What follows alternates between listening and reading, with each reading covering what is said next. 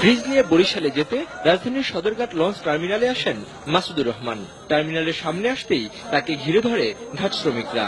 সেখান থেকে লঞ্চে পৌঁছে দিতে পারিশ্রমিক 50 টাকা হলেও দাবি করা হয় 1550 টাকা। প্রথম এক মুরব্বী আসে চাইলে 1550 টাকা, আর একটা লোক আসছে উনি কয়েছে যে 850 টাকা বলে দিছি, যদি নাই নেবে না নিলে যাইতে হবে না আমার বলতে।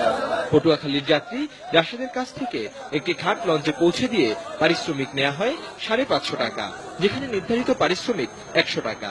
1000 টাকা চাইছিল, 550 টাকা দিছি। শ্যামবাজার ওদিক থেকে টানাটানি হাসরাহাসরি করছে, টাকা দিয়া মানে এদিকে লইয়া যাইবো, নালে ফালাই দাও, নদীতে ফালাই দাও, ঢুকতে দেবো না। শুধু তাই নয়, নিয়ম না থাকলেও আদায় করা হচ্ছে টোল। ভোলা যাত্রী মফিজুর মালামাল নিজে বহন করলেও তার কাছ থেকে নেওয়া হয় 60 টাকা। টাকা না দিলে আটকায় দেয়, 60 টাকা দিয়ে নিয়ে আসি।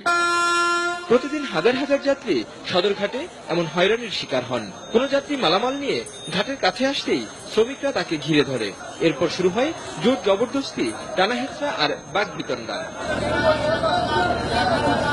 আমি চিনজি না, আমি না চিন দিতেন এমনটাতে উনি বলতেছে যে ভাই আপনি কই যাবেন, আমি বলতেছি আমি চাঁদপুর যাবো, বলতেছে যে এগুলো আপনার মাল, আমি বলতেছি হ্যাঁ আমার মাল, বলতেছে যে এগুলো যদি আপনি নেন তাহলে আমগো ওই যে আমগো টাকা দিতে হইব, আর যদি আমগো হাতে নেন তাহলে আমগো টাকা দিতে হইব। তুমি 200 টাকা ছাড়ছিলাম, নেয় 300 টাকা বলছি, তাও নেয় 500 টাকা লাগবে, 500 টাকা নিয়ে গেছে। ভোগান্তির কোনো শেষ নাই, এরা যা ইচ্ছা তাই খুশি মতো দাবি করে, কিন্তু আমরা দিতে বাধ্য হই। যখন ওরা ব্যাগ ধরে মনে হয় যেন ব্যাগটা আমার না, ওনাদের ব্যাগ। ওনারা যেভাবে টানা খিচড়া করতেছে খুলে। আর কোন যাত্রী বিদেশ থেকে এসেছেন টের পেলে তো কথাই নেই, তার কাছ থেকে আদায় করা হয় 3 থেকে 5,000 টাকা।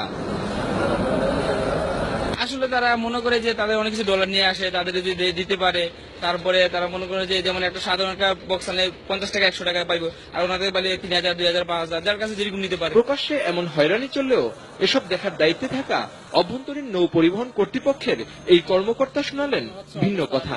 আমার তো মনে হয় 90% অবস্থা আগে চলে। আর গ্যাপটা যেটা বললেন আপনি, ওই বাইরে থেকে যে কুলিগুলো আসে অনেক দূর থেকে, ওই রকম একটা লোক থাকে তাদের, কিন্তু আমাদের এই পোশাক দেওয়াতে, টুপি দেওয়াতে তারা তো পরিচিত হয়ে যাচ্ছে এখন, এই কারণে এখন কিন্তু তারা অতিরিক্ত হারে চাওয়ার সাহস পাচ্ছে। সদরঘাটে ইজারাদারদের লোক ও ঘাট শ্রমিকদের জুলুম নির্যাতনের এমন চিত্র নতুন কিছু নয়। বছরের পর বছর ধরে চলে আসছে এমন চিত্র। অথচ সরকার আসে সরকার যায়, সেই সঙ্গে ইজারাদারও পাল্টায়, কিন্তু সাধারণ যাত্রীদের দুর্ভোগ সেই আগের মতোই থেকে যায়।